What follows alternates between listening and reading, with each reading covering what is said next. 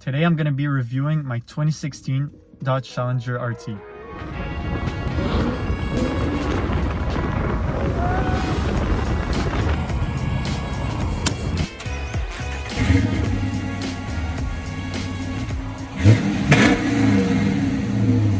Hey everyone, welcome back to my channel.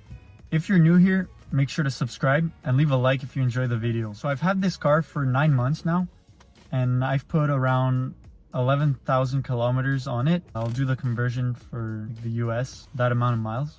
And it's been a pretty good car. So I live in Canada, so I've driven it in the summer weather with the hot days, and also the winter days with the big snowstorms where it's pretty hard to get traction outside. So this video is going to be more like a review of owning it for 10 months. So first of all, I want to talk about the look. I love the look of this car. It has that classic muscle car look. And also with that B5 blue, I think that's just one of the best colors that Dodge offered. One of the things that I like with the look of this car is actually the orange daylight running lights, the 4 halos. The way that looks is just so aggressive and menacing. If you see somebody behind you in your rearview mirror with those lights and you see that coming towards you, it just puts a smile on your face. Well, at least it does for me. It actually happened when I filmed this review today.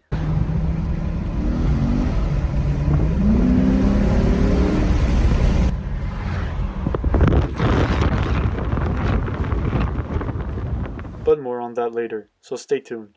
Also with the whole body shape, with the long hood, I really find that they stuck to their classic look of that muscle car. And I think out of all the 3 muscle cars that are still left right now, so the Camaro and the Mustang and the Challenger, I think the Challenger is the one that stuck to his root the most. Here's a comparison of the 1970 Dodge Challenger and then my Dodge Challenger.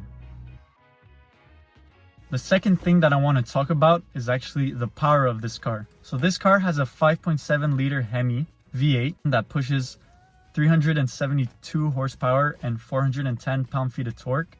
And I think that's just the right amount of power that you need for anything.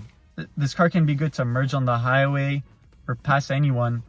And also, if ever somebody wants to race you, you still put up a good fight. Also, that V8, even from the factory, it sounds nice once you drive it. However, just revving it, I don't think it sounds the best, and that's why I actually ordered an exhaust.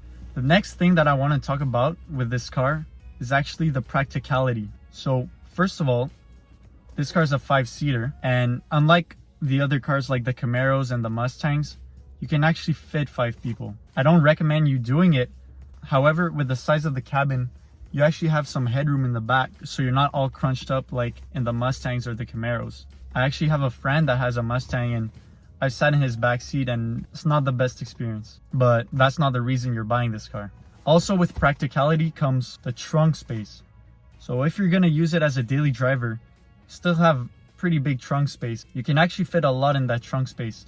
For example, when I went to put my winter tires on, I brought all my 4 winter tires in the car, and they all fit, which actually surprised me. I did have to pull down the back seats. However, I still managed to fit all 4 of them, and I think that's pretty good. With practicality also comes gas economy. So right now I'm averaging 15.3 liters per 100 kilometers, which is this in conversion to miles per gallon. This car is surprisingly pretty good on gas economy. When you go on the highway or you cruise at a high speed, it'll actually go in 4-cylinder mode, and the gas economy goes down to like 7 liters per 100 kilometers on the highway, which is this in miles per gallon, which is actually pretty good. In my experience, during the winter, my gas economy wasn't that good. It was actually pretty bad. I was averaging almost 19.8 liters per 100 kilometers, which is that in miles per gallon. But most of that was just because I remote started the car before getting in, before going to work, just so that the car was warm. Now it's time for the best part, and let's take this car for a drive.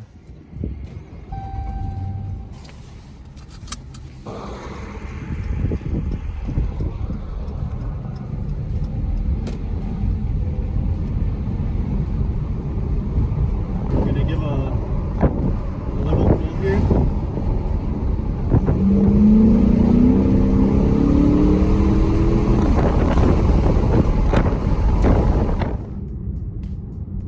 I'm also still on my winter tires, so Not getting the best traction right now, but the weather always changes here.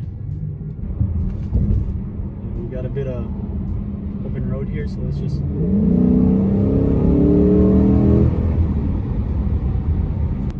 Not bad, not bad. You're always reminded that you have a big car with the hood. You see the long hood, the long blue hood, like that.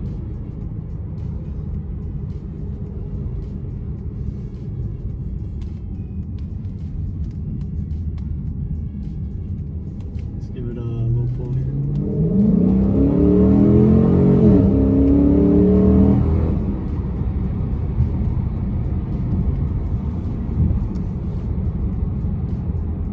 Pretty quick, pretty quick. Also, one problem that I seem to be having with my car is those brakes.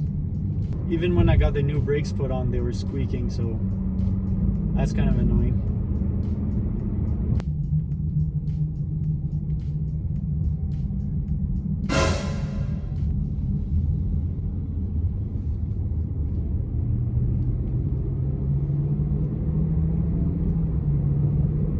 There's actually a Scat Pack wide body behind me.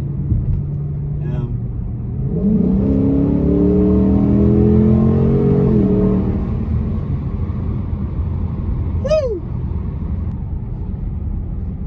And the brakes.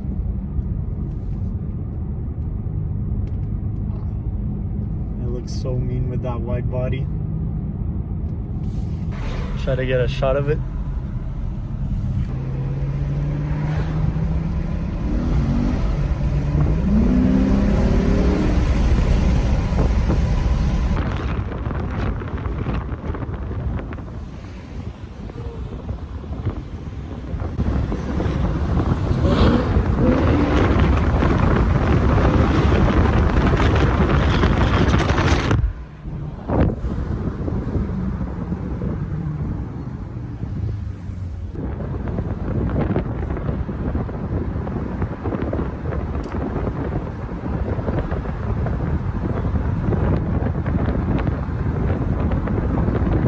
That was actually one of the guys that I follow on Instagram.